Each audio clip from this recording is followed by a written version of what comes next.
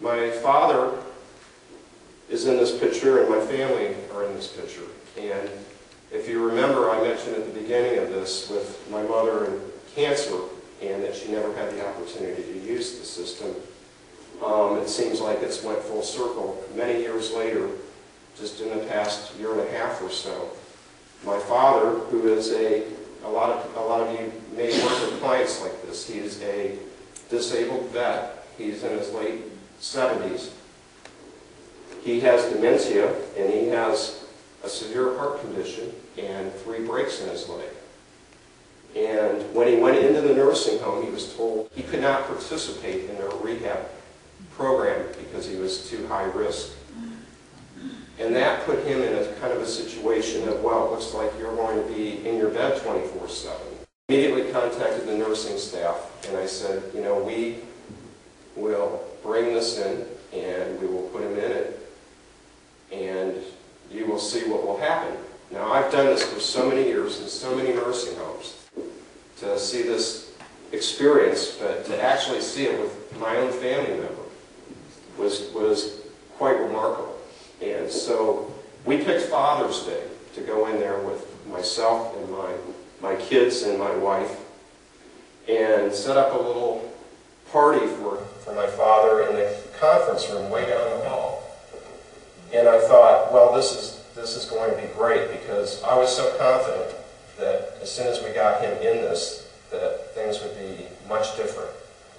And sure enough, I went in and I explained to the nurses at his bedside, you know, this is going to be different.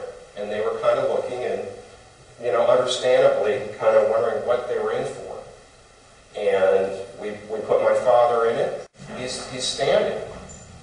And it was truly amazing, because into the hallway, I started to see him take steps, and to see him take, it seemed like each step there was more empowerment coming back to this person. Down into the conference room, there was nothing greater, because here his grandchildren and his children are all sitting down, and he's walking in there, standing up, looking at us, and to see the look on everyone's face, it was just the feeling for him after being in bed for 6 months.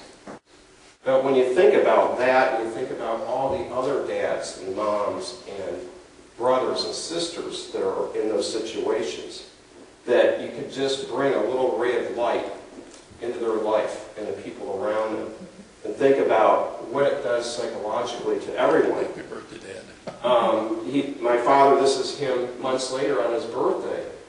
And you can see he's completely adapted to learning how to use this. And it became part of his life there. He can walk down the hallways, and it becomes part of his social process, that he can get out, and he does this 2 times a week for 20 to 30 minutes per session. And what it does for the staff, what it does for the other residents, and he'll go in his room and he'll have 4 or 5 other residents saying, when is it my turn? Yeah. And we really are trying to get the idea around the facilities that it can be done for everyone, because it shouldn't just be limited for one person, or, you know, when there's so many people that should be able to. 40 minutes a week he's able to walk? He does it for 40 minutes. That's it? That's it. That's all that they allow within their protocol in the nursing home. But that's 40 minutes more than what he had before when he was laying in bed. But just that minimal amount keeps him from having things like this happen. And when you think of the number of people that are just stuck in bed all day long, and they're attempting to get up out of wheelchairs on their own, or the overall feeling of depression that someone has from just the feeling of hopelessness, that you think that's a small investment, 20 minutes, 2 times a week in a nursing home. It's a very small investment. When you think he's been in there now for 2 years, and his mobility has improved beyond anything that it was. If he needs to do activities of daily living, they can get him up and down very easily out of his bed. Where the longer someone stays in the bed, as a lot of you know, there's secondary problems.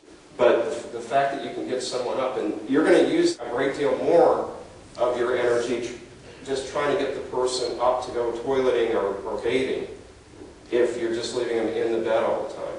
And the idea that, and psychologically what it does for even the staff members to see someone that's normally in bed out on the hallway and being able to socially engage is tremendous. It's really a win-win for the facility and for the patient and their families when this activity of walking is more of a priority.